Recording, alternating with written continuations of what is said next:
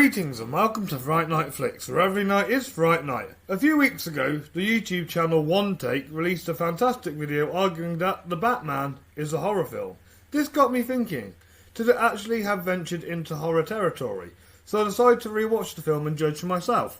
Batman is my favourite superhero and I'm thrilled to dive into this video talking about a character that I love. Let's see if One Take's argument holds up here.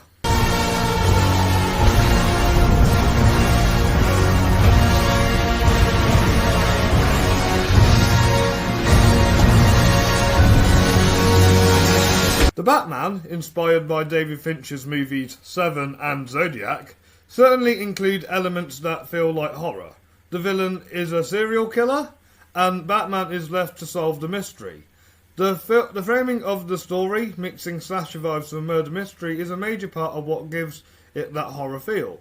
The way it builds tension, suspense, and even includes a few genuine eerie moments.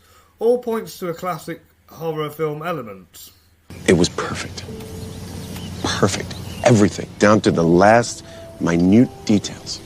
At its core, the Batman still resides within the action thriller genre, which traditionally defines the character. But director Matt Reeves' unique take incorporates enough horror elements that I think this is the closest a Batman film has ever been close to being a true horror film. It's not the first time we've seen horror elements in a Batman film. Tim Burton's Batman Returns has its share, especially that iconic Catwoman scene, and even Christopher Nolan's Batman features moments of a horror edge, like Scarecrow scenes in Batman Begins. If Nolan ever made a full-blown horror, I'll be all up for it, as you know. One of the things I adore about this film is its visual style, which channels the best of David Fincher. The production design and Greg Fraser's cinematography create a Gotham City that feels dark, gritty and crime-ridden, a perfect setting for a horror-tinged story. The visual style transforms some scenes, especially the opening Riddler sequence from his point of view, into something straight out of a horror film. I can't help it. It's so beautiful. Of course, I can't talk about the Batman without mentioning the score by Michael Giacchino, one of my favourite composers working today.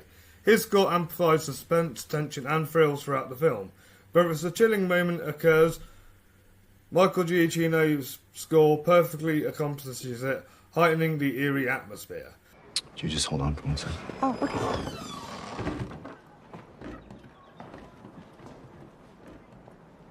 Sublime! As much as I love Christian Bale's Batman, I don't mind Robert Pattinson's take. His Batman feels more mentally unstable, channeling the classic 50s noir vibe rather than the charismatic playboy millionaire persona. But I still think the real standouts here are the supporting performances. Paul Dano's portrayal of the Riddler is terrifying, a perfect villain for a more horror-driven Batman. Colin Farrell's Penguin steals the show in every scene he's in, and Zoe Kravitz delivers my second favourite interpretation of Catwoman. I also praise Jeffrey Wright as Jim Gordon, a great foil for Batman and an excellent partner in solving the mystery. Magnificent! Magnificent! Magnificent!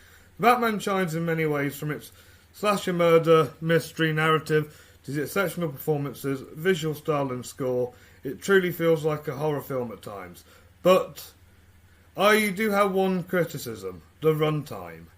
At times, the film feels like it drags a bit. There's nothing essential that needs cutting, but trimming a few scenes would help it flow better. The 3-hour cut might have been suited for a director's cut. Yes, but at least they never missed an opportunity to miss an opportunity. Before we dive into my final thoughts on the Batman, I just want to remind you guys to like this video, subscribe to Fright Night Flix and follow us on social media so you don't miss out on any future scares. Have you seen the Batman? Do you think it qualifies as a horror film? You let me know in the comments down below. If you do like this video, and it does very, very well, then I'm happy to give Batman a home here at Fright Night Flix and talk about as much Batman as we can. At least it'll give me a great excuse to review The Dark Knight one day, as it is one of my... Get on with it. Yes, get on with it. Sorry, I got carried away again. I'm just happy to be talking about Batman here in general. I've been a fan of his... That's boring. You're boring, everybody. Quit boring everyone. Back to the video. That's better. So, is The Batman a horror film? Not entirely. It still firmly sits in the action thriller genre, but its unique direction gives it some undeniably horror-like moments While the horror elements are present in previous Batman films, this one takes it the furthest. Overall, I think Matt Reeves has done an excellent job giving us a fresh take on Batman, a take that feels like a David Fincher movie with DC characters. The story, performances, cinematography, action and horror moments come together to create a spectacle film that any Batman fan should watch. While the runtime could have been trimmed down, it's still a well-made and well-written film that earns a solid 5 out of 5 stars and a 10 out of 10 for me.